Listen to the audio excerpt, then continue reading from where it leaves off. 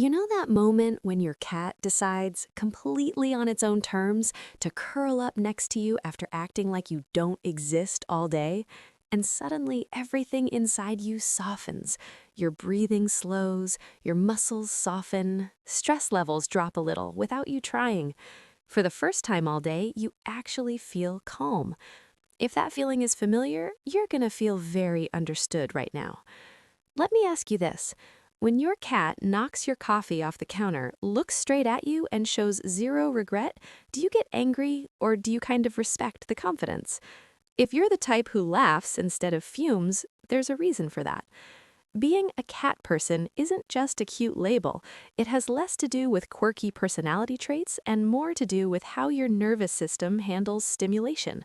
Some people calm down by doing things. They need interaction, movement, feedback. Dogs are great for that. They approach you, they respond instantly, they match your energy. But other people relax through quiet, through steadiness, through not being constantly pulled into someone else's emotional orbit. A cat doesn't demand your attention. It doesn't need you to perform. It simply exists nearby. And for someone whose brain spends most of the day scanning, anticipating, adjusting, that kind of low-pressure presence feels like relief.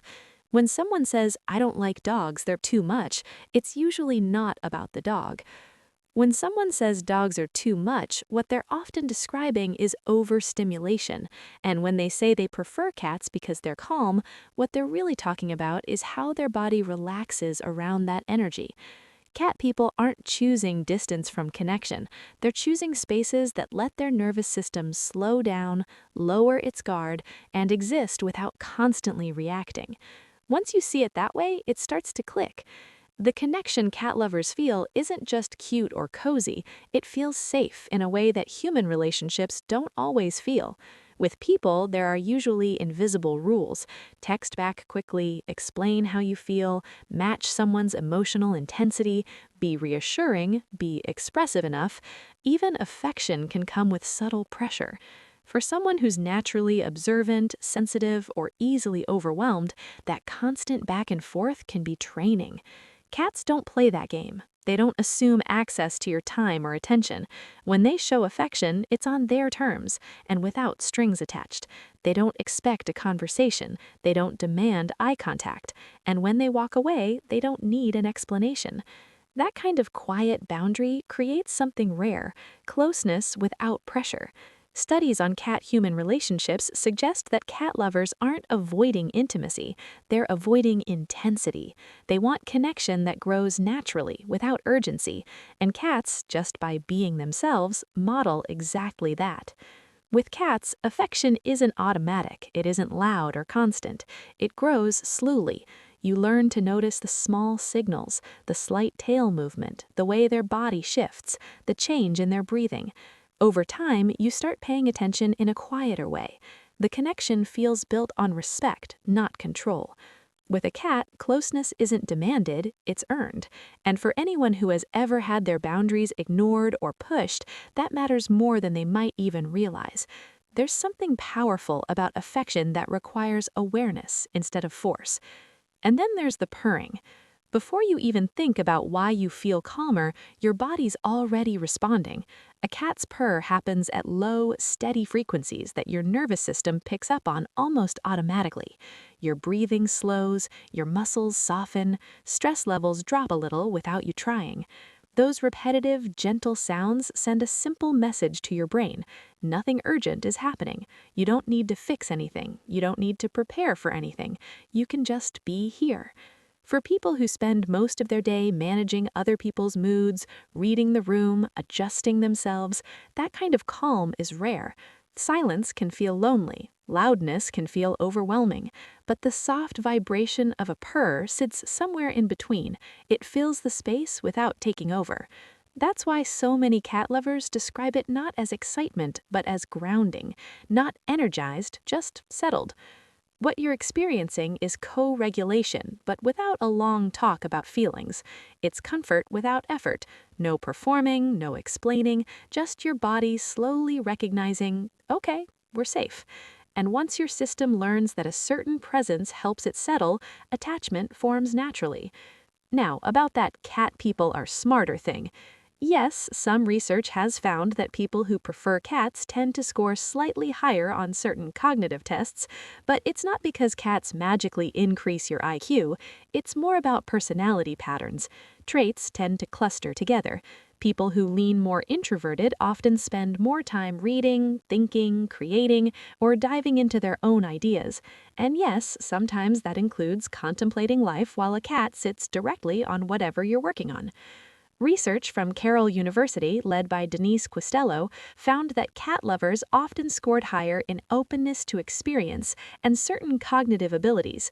At the same time, they also scored higher in neuroticism, so basically thoughtful, curious, slightly anxious humans with strong inner worlds. Sounds about right. The real connection, though, is simpler. Deep thinking needs quiet. It needs long, uninterrupted stretches of focus. Cats don't constantly pull you out of your head. They sit nearby. They share the space without demanding it. That's why so many writers, artists, and reflective types end up with cats. It's not that cats boost intelligence, it's that they protect the kind of environment thoughtful people need.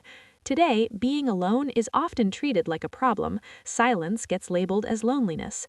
But for many cat lovers, quiet is where things finally make sense. It's where thoughts settle into something clear instead of scattered. There's also a biological piece to this. Cats trigger what researchers call the baby schema response. Big eyes compared to their face, rounded features, small noses, soft movements. These traits automatically activate caretaking instincts in the brain. Before you even think about it, your body shifts into protect mode. Domestic cats fit that pattern surprisingly well. So when a cat looks up at you, your brain doesn't just see a skilled predator, it also registers something small and vulnerable. For many people, that feels safe because the care mostly flows one way. The cat doesn't demand emotional updates. It doesn't expect you to be cheerful or responsive on command. It isn't constantly reading your mood. If you grew up learning to keep your emotions contained, giving care can feel easier than receiving it. Giving care that doesn't overwhelm you allows closeness without emotional overload. And maybe the deeper point is this. This isn't really about cats. It's about your nervous system and the kind of space it feels calm in. Liking cats doesn't mean you're distant. It means your system is tuned to subtlety, to closeness without pressure, to connection that doesn't require constant performance. Cats don't ask you to prove anything. They don't measure love by intensity. They don't confuse loud emotion with real intimacy. They simply share space with you. And for some people, that quiet companionship is exactly what makes them feel grounded again.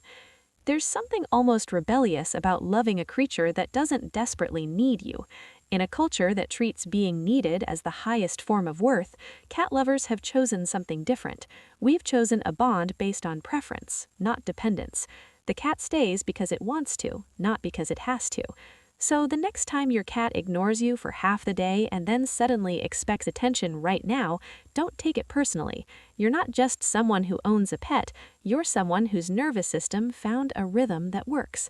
It's not random, it's regulation. And if this felt familiar, consider subscribing. There's more where this came from.